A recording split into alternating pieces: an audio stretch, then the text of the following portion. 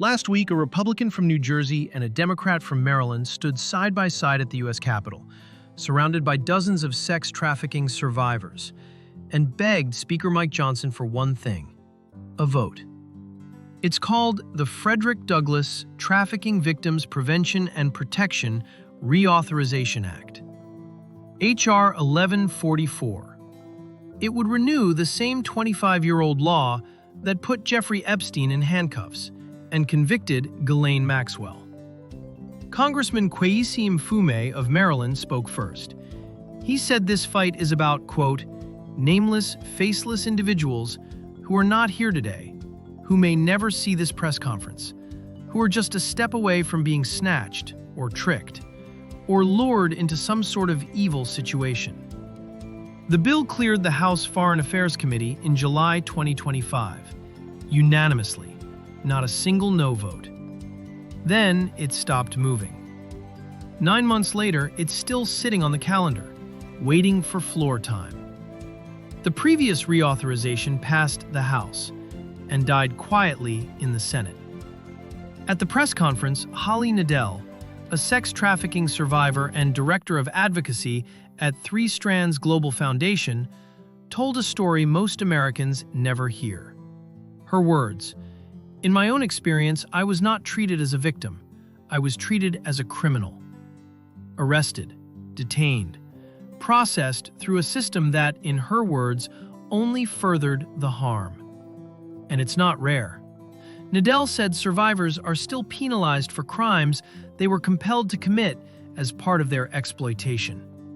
Her words: "This still happens every day across the United States." This bill changes that. It enshrines the non-punishment principle.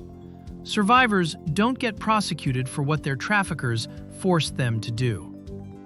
It funds the first ever federal housing program for survivors, wraparound case management, mental health services, and help expunging the criminal records survivors carry from those forced acts.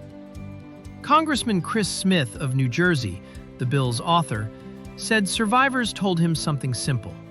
Quote, "Healing doesn't end when someone exits a trafficking situation. It's just beginning." The legislation is named for Frederick Douglass. Mfume explained why. Because Douglass believed it was immoral to traffic any human being: slaves, women, children. The principle, Mfume said, still demands action today.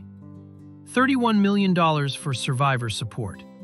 $77 million in DOJ grants, $111 million for international anti-trafficking work. The Congressional Budget Office scored it. The committees passed it. 20 advocacy organizations back it: Polaris, the National Center on Sexual Exploitation, Shared Hope International, Catholic Charities, and more. Kevin Malone of Health and Human Services put it bluntly. He said traffickers are not waiting. They're using technology. They're using relationships. They're using moments of vulnerability.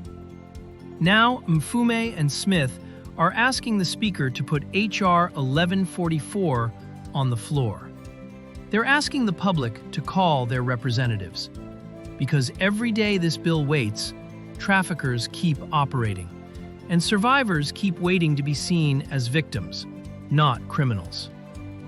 Voice It exists because survivors deserve more than waiting.